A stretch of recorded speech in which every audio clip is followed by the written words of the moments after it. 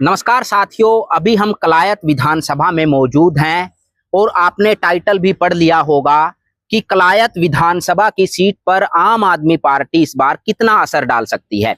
इस पर भी हम चर्चा करेंगे और मौजूदा दौर में आम आदमी पार्टी की पोजीशन क्या है, इस पर भी हम चर्चा करेंगे।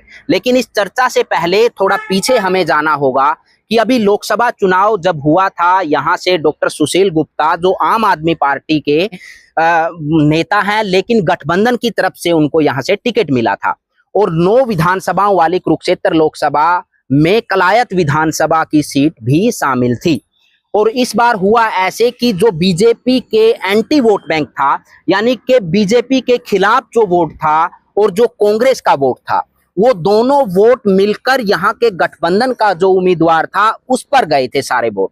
और यहाँ से जो वोट परसेंटेज था उनका ज्यादा था, लगभग 14,000 के आसपास से उनकी बढ़त थी बीजेपी से। एक उम्मीद जागी थी, इस गठबंधन के प्रत्याशी ने एक उम्मीद जगाई थी आम आदमी पार्टी के लिए कि हरियाणा के अंदर आम आदमी पार्टी आने वाले समय में एक उभरती हुई पार्टी होगी। लेकिन ये वो समय था जब वो चुनाव मैदान में थे। नतीजे आने के बाद सिचुएशन बदल गई, नतीजे आने के बाद ग्राफ बदल गया काफी कुछ, और नतीजे आने के बाद जो उनको लग रहा था कि हरियाणा के अंदर आम आदमी पार्टी का आधार मजबूत होगा, कहीं ना कहीं उसमें ठहराव आया हारने के बाद एक। और अभी जो हाल फिलहाल में मौजूदा जानकारी है कि पूरी आम आदमी पार्टी जो पूरे हरियाणा में अलग अलग जगह पर अपना कैंपेन चलाती है, उसकी कलायत विधानसभा पर नजर है।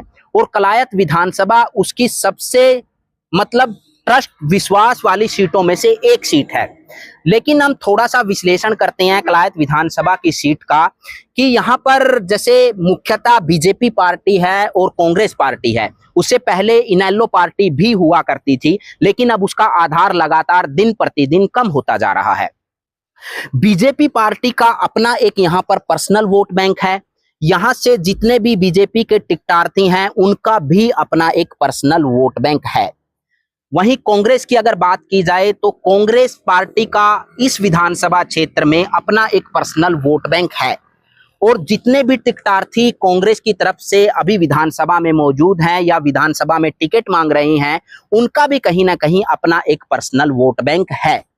तो अब ये कहा जा सकता है कि लोकसभा चुनाव में जो गठबंधन के प्रत्याशी को यहाँ से वोट मिले थे, वो बीजेपी के जो खिलाफ पूरी हवा थी वो वोट, और जो कांग्रेस का पर्सनल वोट था वो वोट मिला के उनको वहां पर मिले थे। क्योंकि आम आदमी पार्टी का उस तरीके से वहां पर कोई आधार नहीं था, लेकिन आम आदमी पार्टी का प्रत्याशी, आम आदमी पार्टी का नेता लड़ रहा था, तो ऐसा लग रहा था कि आम आदमी पार्टी यहां पर अपना आधार मजबूत कर लेगी। लेकिन उसके बाद जैसे ही चुनाव आए, जैसे ही रिजल्ट अनाउंस हुआ, रिजल्ट के बाद ये क्लियर हो गया कि आम आदमी पार्टी का जो ग्राफ बढ़ रहा था उसमें ठहराव आया। और अब आम आदमी पार्टी की सबसे ज्यादा नजरें अगर पूरे हरियाणा में हैं तो वो कलायत विधानसभा की सीट है कि ये सीट कैसे ना कैसे करके वो निकालें। लेकिन साथियों, आज की अगर यहाँ के विधानसभा की पोजीशन की पूरी बातचीत करें, हम पूरा एक ग्राफ देखें, तो आम आदमी पार्टी का पूरे हरियाणा का एक भी चेहरा ऐसा नहीं है जो इस विधानसभा सीट पर जिसका कोई पर्सनल वोट बैंक हो। जैसा कि हमने अभी बताया था कि बीजेपी का अपना पर्सनल वोट बैंक है, पार्टी का अपना पर्सनल वोट बैंक है, जो टिकटार्थी हैं, जो टिकट की दौड़ में हैं, उनका अपना एक पर्सनल वोट बैंक है। कांग्रेस पार्टी का अपना पर्सनल वोट बैंक है और जो टिकट की दौड़ में जो लोग शामिल हैं उनका अपना एक पर्सनल वोट बैंक है। इनेलो का थोड़ा थोड़ा वोट बैंक है पर्सनल, लेकिन विधानसभा चुनाव जो जो नजदीक आएंगे वो वोट बैंक खत्म हो जाएगा, ऐसा माना जा रहा है। लेकिन आम आदमी पार्टी का पूरे हरियाणा में ऐसा एक भी नेता नहीं है, आम आदमी पार्टी का एक भी कैंडिडेट नहीं है जो इस सीट पर जिसका कोई पर्सनल वोट बैंक हो। तो ये आज की पोजीशन है आम आदमी पार्टी की। और दूसरी बात, आम आदमी पार्टी का खुद का कोई पर्सनल वोट बैंक भी कलायत में अभी तक नहीं है। जी हाँ, विधानसभा के लगभग 2.5 महीने बाकी हैं। ये तो आने वाला समय ही बताएगा कि आम आदमी पार्टी अपने आधार को यहाँ पर मजबूत कर पाती है या नहीं। लेकिन अभी तक हाल फिलहाल की अगर बात करें, अभी तक आम आदमी पार्टी का यहाँ पर खुद पार्टी का भी कोई पर्सनल वोट बैंक अभी तक नहीं है। तो यहाँ पर जो अभी देखने में यही आ रहा है कि जो मुख्य तौर पर आपस में टकराव होगा वो कांग्रेस और बीजेपी के खिलाफ ही होगा। आपस में दोनों का ही मुकाबला यहाँ पर देखा जाएगा आने वाले विधानसभा में।